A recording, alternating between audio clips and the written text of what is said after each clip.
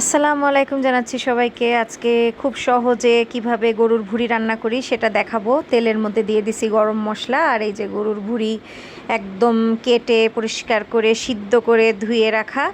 এখন এই গরম মশলা থেকে সুঘ্রাণ বের হলে তারপরে আমরা বাদবাকি সমস্ত মশলা দিব। তো কি কি মশলা দিব আসেন দেখে নেই। এখানে দিছি পেঁয়াজ, রসুন, আদা বাটা, তারপরে হলুদ গুঁড়া, ধনে গুঁড়া, মরিচের গুঁড়া, তারপরে দিছি স্পেশাল একটা গরম মশলা গুঁড়া যেটা বাসায় বানানো। এই সব কিছু দিয়ে এখন ভালো মতো মশলাটাকে খুব ভালো মতো কষাইতে হবে।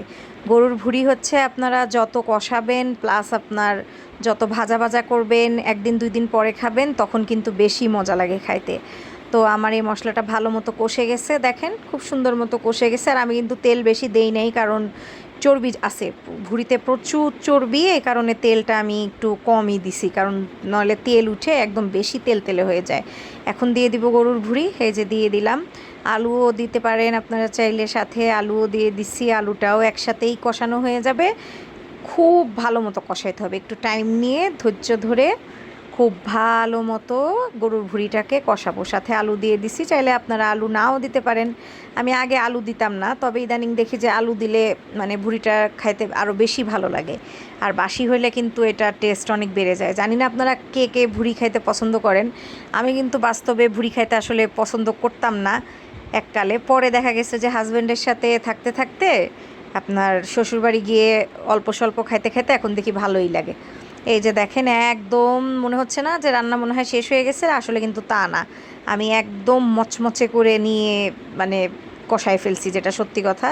এখন এই যে পরিমাণ মতো পানি দিয়ে দিলাম। পানিটা তো একটু বেশি দিতেই হবে, কারণ আলু সিদ্ধ হবে, প্লাস ভুঁড়িটাও আরও ভালো মতো সিদ্ধ হতে হবে, যেহেতু মোটা ভুঁড়িটা বেশ মোটা ছিল।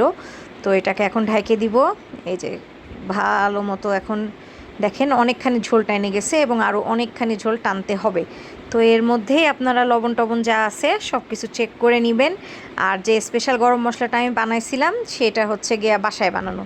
এখন দিয়ে দিলাম লাস্ট ফিনিশিং হচ্ছে একটু বেশি করে জিরা গুঁড়া আর হচ্ছে কাঁচামরিচ। কাঁচামরিচটা আমি খুব বেশি দেই নাই, যারা ঝাল পছন্দ করেন তারা দিবেন। আমার ছোটো মেয়ে আবার খাইতে খুব পছন্দ করে, তো ওর আবার বেশি ঝাল লেগে যাবে। আবার আমারও দেখা যায় যে এখন ইদানিং ঝাল বেশি একটা সহ্য হয় না, তো আমি একটু ঝালটা কমই দিছি। আমার হাজব্যান্ডও ঝাল খাইতে পারে না বেশি, এই কারণে ঝালটা একটু কম।